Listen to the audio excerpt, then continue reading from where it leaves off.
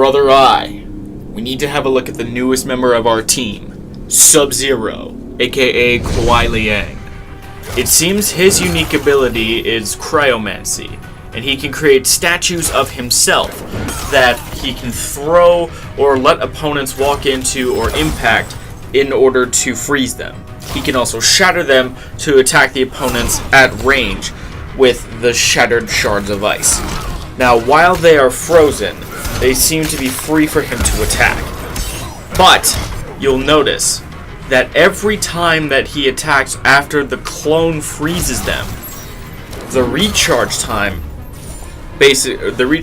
does not activate until after the combo is done. He can also activate them in the air, and for spending a little bit of energy, he can actually create 2 clones for added protection. Each of these clones he can shatter and throw individually, and they can each stop projectiles. It is worth noting that he cannot jump and throw those clones. It seems like he is only able to activate them in the air, but he can shatter them while they're in the air to create a sort of barrier of ice that will damage any opponent that gets in his way.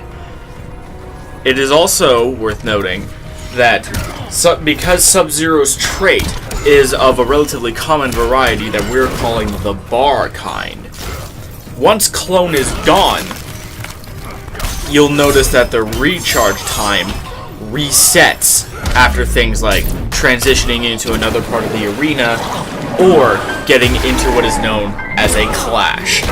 Not now, Supergirl. What is worth noting about that is that because the recharge time does resets, the recharge time should be a problem. However, he seems able to recharge his energy quick enough so that he can usually use a clone out of most cinematic situations, at least faster than most. And if he activates it too closely, it will automatically shatter. But the recharge time is actually faster than if you were to do a normal clone. This is interesting. I believe it is personally a sort of honor-bound resistance, where because the Sub-Zero is bound by honor, he will not, cheaply as it were, activate his clone too closely.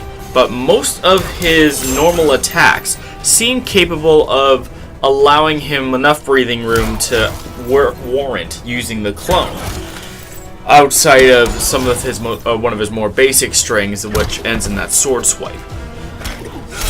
It is worth noting that some moves that are physical in nature can get past it. Aquaman's trident and Brainiac's tendrils to some extent. But that is truly all that I can think of to note about the Ice Clone. I hope that you all enjoy this presentation of the Ice Clone, and as always, do not forget to be awesome.